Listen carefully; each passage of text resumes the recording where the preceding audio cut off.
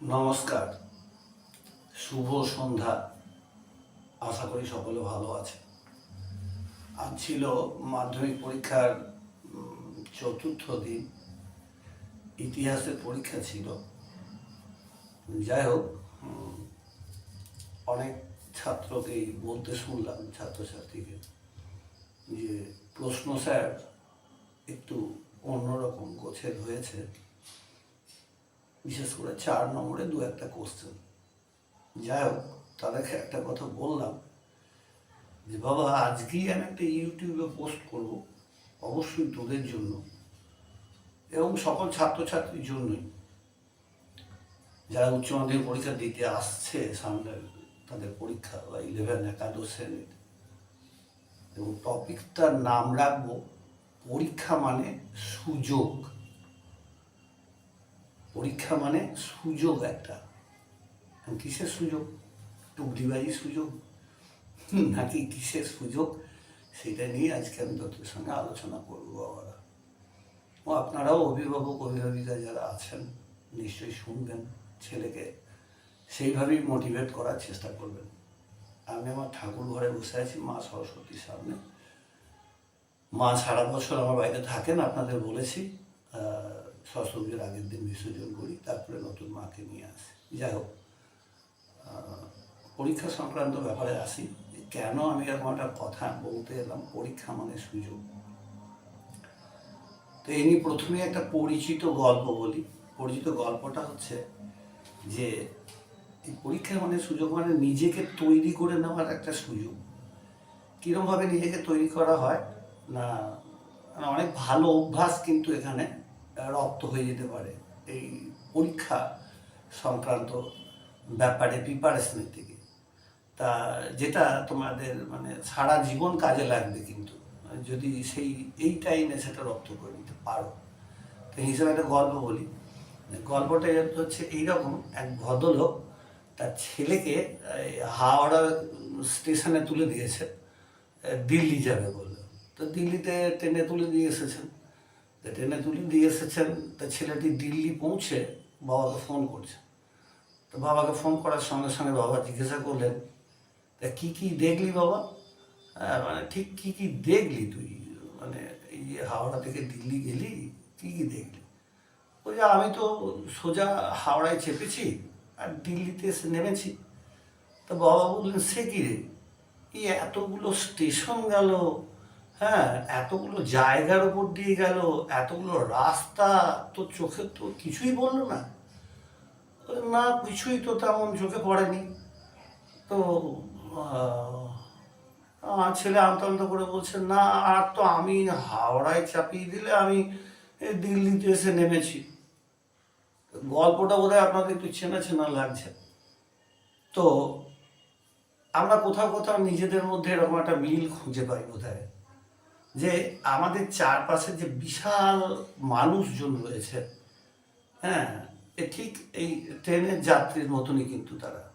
বেশিরভাগ ছাত্ররাও সেই রকম একটা, সেই ছোটোবেলায় বাবা মার হাত ধরে স্কুলে গিয়ে ভর্তি হওয়া, আর তারপরেই যাত্রাপথ শুরু আর কি। হ্যাঁ, নম্বর প্রাপ্তির মধ্যে দিয়ে দৌড়ে চলা, সাফল্যের পিছনে সেটাকে ছুটে চলা, যেটা আনার জন্য অন্য কারো ক্ষতি হলেও কোনো ক্ষতি নেই, তুমি এগিয়ে যাও আর কি, একটা র্যাট রেস চললে আর কি।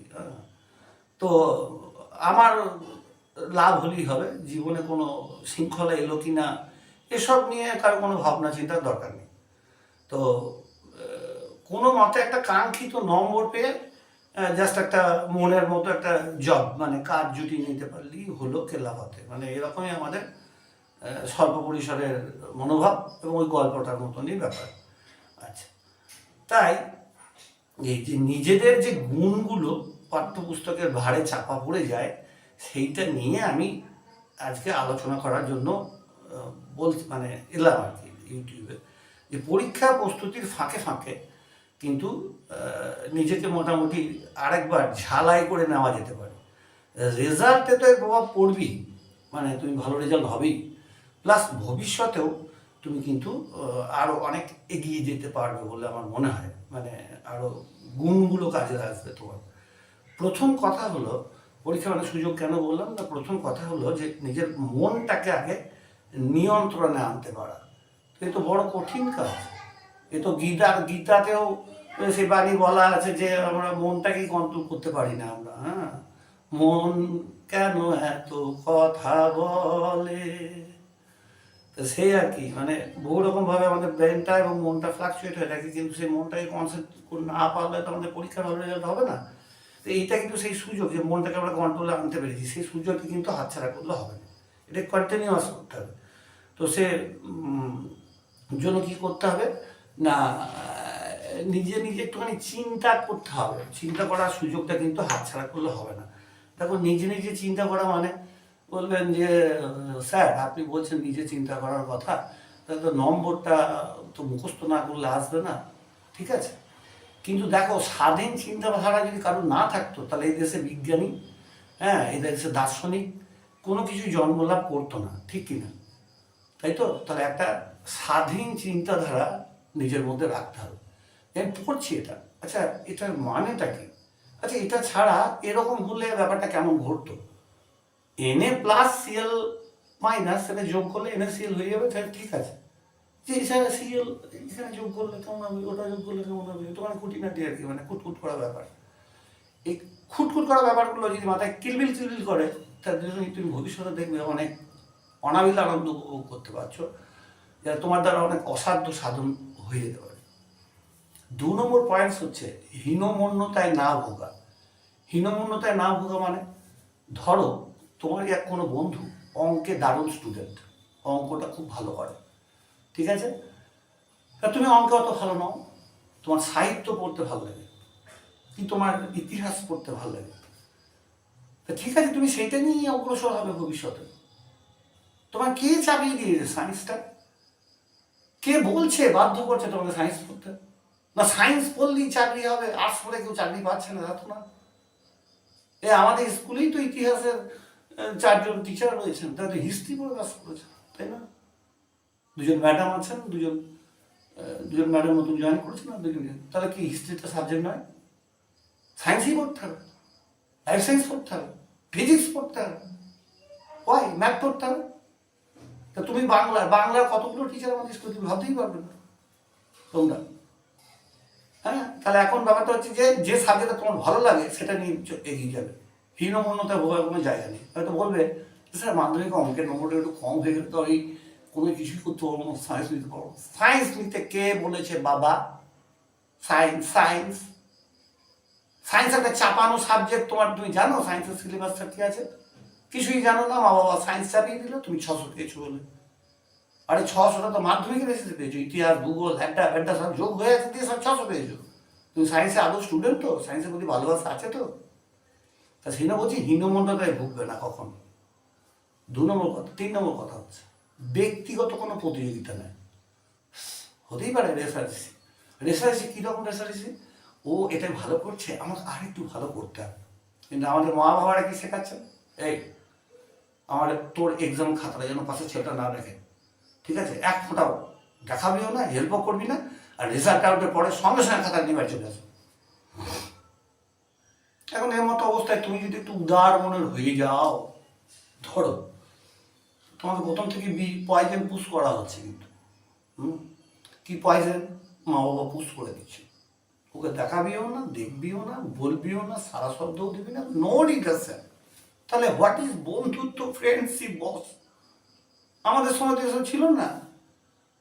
এই চল সরা একটু দেখে, অবশ্য সুযোগ ছিল তাই, এবং সিসিটিভি ক্যামেরা আছে, বসানো আছে ভাই।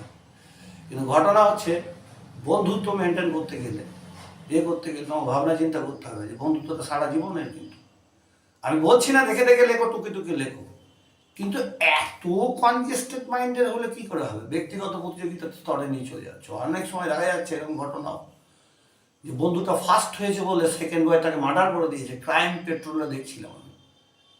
এসব কি? এবার কীরকম না, বাড়ির মেন্টাল চাপে কেন তুই ফার্স্ট হতে পারছিস না, তাহলে সে ভেবে নিয়েছে যে এই ছেলেটাকে, আমার বন্ধুটাকে সরিয়ে দিলে আমি ফার্স্ট হয়ে যাবো, এরপরে আর কোনো ব্যাপার নেই। এটা আমি অন্য কারণে বললাম। এটা হচ্ছে যে ব্যক্তিগত প্রতিযোগিতা নয়, ক্রস করে দাও। কম্পিটিশনটা হোক হেলদি কম্পিটিশন, ওকে আমাকে টপ কাটতেই হবে। দেখো স্কুলের সেকেন্ড বয় আমি ছিলাম, যদি ফার্স্ট হতো আর ম্যাডামের সঙ্গে কথা বলছিলাম, মানে সেই ম্যাডাম এখনও মানে আছেন বেঁচে। তা তার মানে কি বলবো, তিনি যেভাবে ক্লাসে পড়াতেন সেইভাবেই আমি কিন্তু অনুসরণ করে মানে কি বলবো মানে ঠিক ওই স্টাইলে দেওয়ার চেষ্টা করি।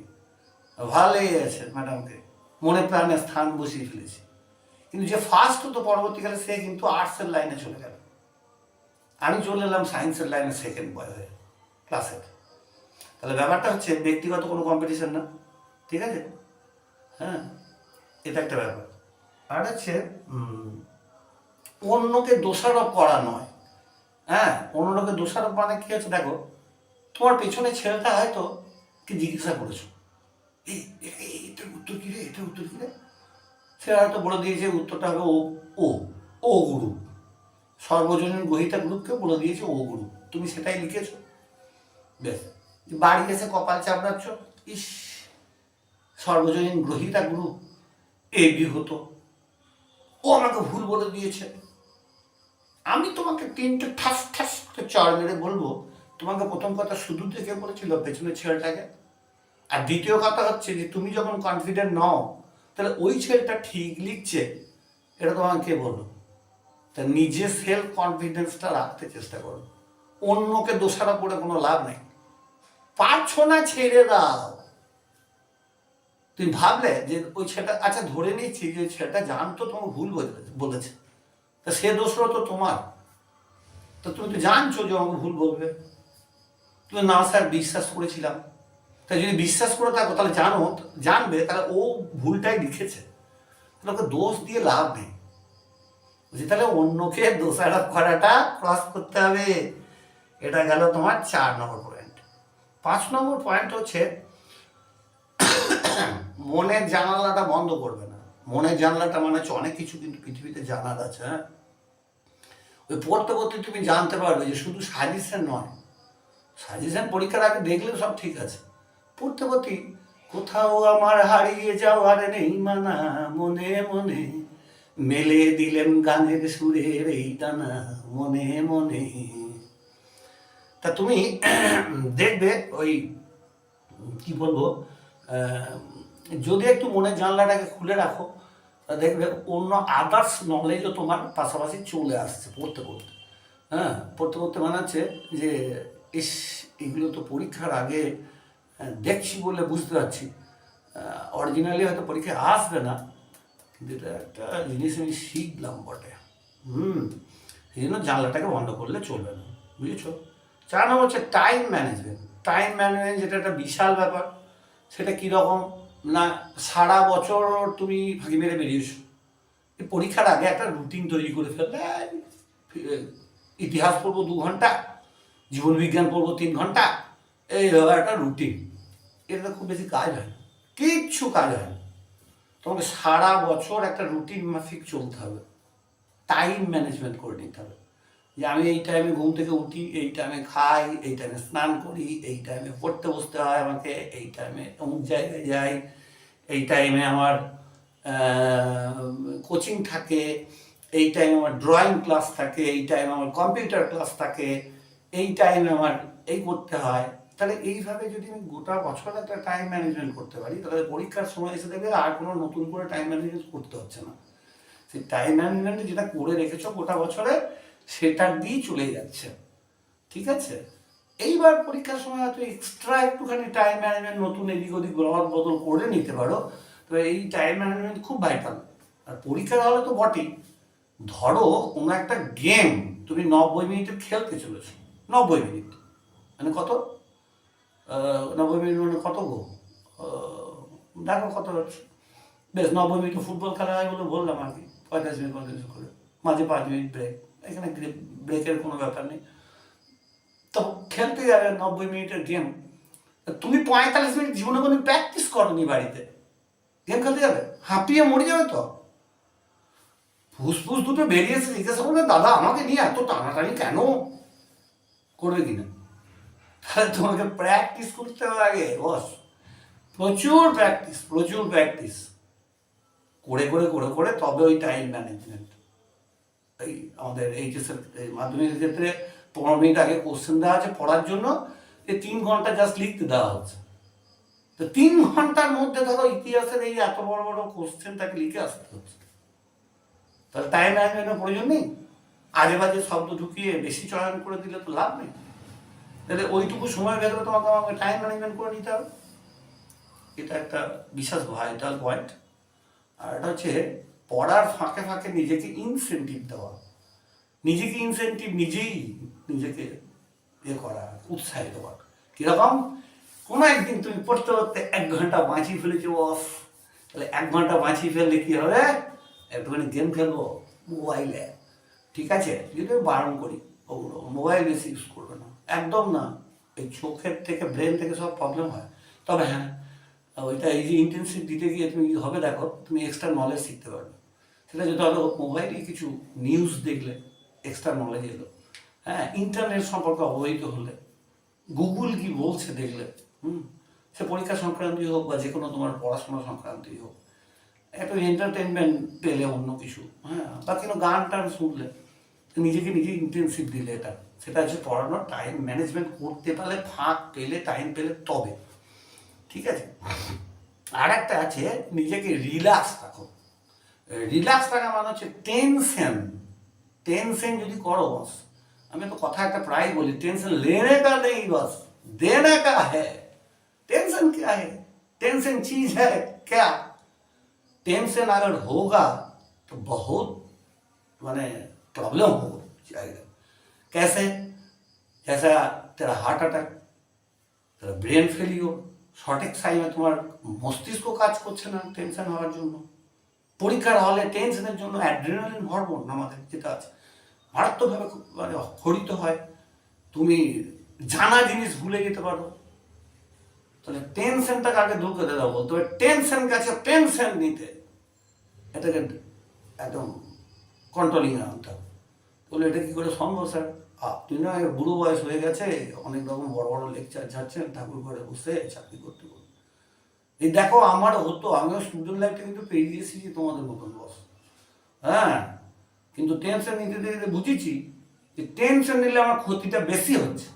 যদি টেনশনটা না নিতাম তাহলে এই কাজটা আমি আরও সঠিকভাবে করে আসতে পারতাম। এটাই ফ্যাক্ট। তা আমার অভিজ্ঞতা থেকে বলছি, টেনশনটাকে একদম বারণ মানে নিলে হবে না। লাস্ট পয়েন্টগুলো শেষ করবো, সেটা হচ্ছে আত্মসংযমটা হারিও না। আত্মসংযম হচ্ছে সেলফ কনফিডেন্স, মানে হচ্ছে যে ধরো কি বলবো, যে আমাদের ওই যে আমি এটা করতে পারি, I have the capacity, capability, হ্যাঁ, আমি এই প্রশ্নের উত্তর পারবই, এটা আমার কোনো কারণেই ভুল হবে না। এই কনফিডেন্সটা রেখে প্রবেশ করতে হবে। আর তুমি যদি দেখো ওটা আমি টুকে মারবো বলে হলে ঢুকলাম, হতে পারে, না পারতেও পারো। তাহলে আত্মসংযমটা আসে কীভাবে জানো তো? মানে আত্মসংযম আসে খুব, মানে এত সহজে আত্মসংযম আসে না, মানে এটার জন্য প্রচুর যোগাসন হ্যানত্যান এসব করতে হবে। তো সেটা তো তোমরা কতটা কী করো আমি জানি না। এখন ব্যাপারটা দেখো, ওই যে যেটা বলছিলাম আত্মসংযম আনার জন্য আরেকটা জিনিস খুব ভাইটাল, মানে পাশের বাড়িতে ধরো পরীক্ষার আগের দিনই বলো আর প্রায় 2 সপ্তাহ ধরে, পরীক্ষার 2 দিন আগে তোমার বিয়ে বাড়ি চলছে, মাইক বাজছে উচ্চ স্বরে, কিংবা রিয়ালিটি শো চলছে পাশের ক্লাবে কোথাও। তো সেটা কি করতাম আমি, শোনো, আমি ওগুলো দিকে মজবুত ডুববো না। সেজন্য আমার একটা মানে বক্স ছিল তখন, ওই রেকর্ড ক্যাসেটগুলো ছিল আর কি, মানে সিডি নয়, মানে কি বলবো, টেপ রেকর্ডের ক্যাসেট, মানে টেপ ফিতে ক্যাসেট ছিল। তো কানে একদম উচ্চ স্বরে বাজিয়ে দিতাম সকালে উঠে, গোটা পাড়া সামলা, একদম পাড়া সামলাবি না সামলাবি, আমার কানের কাছে যেন কোনো আওয়াজ না ঢোকে, আমার পরিচিত গানগুলো বাজবে আর আমি চুপচাপ এক মনে ধ্যান করার মতন পড়তে বসবো। তুই বলি স্যার গান শুনতে শুনতে পড়া, এ তো উদ্ভট ব্যাপার, কি বলছেন কি আপনি? না আমি অ্যাকচুয়ালি কোনো গানই শুনছি না। বোঝো ব্যাপারটা, ব্যাপারটা বোঝো। অন্যের গানের জন্য যদি আমার ডিস্টার্ব হয়, তা তাকে তো আর থামাতে বলতে পারছি না যে আপনার বিয়ে বাড়ির ওই সানাইটা বন্ধ করুন, আমার কাল পরীক্ষা আছে। তাহলে আত্মসংযমটা কীভাবে রাখতে হচ্ছে, যে আমার ব্রেনটাকে আমি কনভার্টেড করে দেবো অন্যদিকে, আমি একটা নতুন গান বাজিয়ে দেবো, আমার কানে হেডফোন থাকবে, ঠিক আছে, সেই হেডফোনে অন্য গান বাজবে, আমার পছন্দের গান, আমি বাইরের কথা শুনছি না, আর ওই গানটা শুনতে শুনতে আমি পড়ছি, ঠিক আছে। গান বাজাতে হবে, এটা একটা উদাহরণ দিলাম। হতে পারে তুমি কোনো স্যারের লেকচার শুনছো, হতে পারে কোনো মোটিভেশনাল ক্লাস শুনছো সন্দীপ মাহেশ্বরীর মতন কারণ, হতে পারে, আর বইয়ের পাতার দিকে তাকিয়ে আছো তুমি, এটা হচ্ছে আত্মসংযম। আমি ওই বিয়ে বাড়ির কনসেন্ট্রেশনটা আমার বইয়ের খাতার পাতা নিয়ে এসে ফেলবো না, ঠিক আছে। অনেক কিছু বলে ফেললাম, আরো অনেক কিছু বলার আছে, স্বাভাবিক, টপিক্সটা এরকমই, পরীক্ষা মানে সুযোগ, তো এই সুযোগগুলোকে কাজে লাগাও, একদম দেখবে তুমি নতুন রূপে বেরোচ্ছ। পরীক্ষা দেওয়ার পরে এই অভ্যাসটা ত্যাগ করবে না, কারণ এই অভ্যাস তৈরি হয়ে গেলে অভ্যাসটাকে যদি কন্টিনিউ করো, যে এখন যেমন তুমি পড়ছো ফাইনাল পরীক্ষার আগে বা উচ্চ মাধ্যমিক পরীক্ষার আগেও যারা পড়ছো, যে প্রিপারেশনটা নিচ্ছ সেটা পরীক্ষার পরে ছেড়ে দেবে, কেন ছেড়ে দেবে? অন্য নতুন বিষয় নিয়ে সেই সব নিয়ে পড়াশোনা করবে, হতে পারে সেটা চাকরির পরীক্ষা, হতে পারে আদার্স ক্লাসের জন্য পরীক্ষা, তার পরের স্টেপের জন্য পরীক্ষা, যে তুমি এদিকে এগুতে যাচ্ছ। জেনারেল নলেজে পড়াশুনো কি, পড়াশোনা শেষ আছে নাকি? বিজ্ঞানী মূল বলছে যতদিন বাঁচি ততদিন শিখি। তা শিখি শিখি মানে এই যে চক্ষু, কর্ণ, নাসিকা, জিহ্বা আর আমাদের ত্বক, এই যে জ্ঞানেন্দ্রিয়, সব জ্ঞানগুলো ঢুকছে, এইখানে যাচ্ছে মস্তিষ্ক, অ্যানালিসিস করছে, ছাড়ছে, মানে তুমি সেই অনুযায়ী ওদের রিয়াক্ট করছো। তাহলে জানার জায়গাটাকে বন্ধ করলে হবে না তো। হ্যাঁ, হাওড়ায় চাপিয়ে দিয়েছিল আর তুমি দিল্লি গিয়ে নেমেছো, আর মাঝে কিছু দেখোনি, এরকম করবে না বস। সকলে ভালো থেকো, সুস্থ থেকো, আপনারাও সকলে ভালো থাকুন, সুস্থ থাকুন, আবার দেখা হবে, ঠিক আছে, শুভরাত্রি।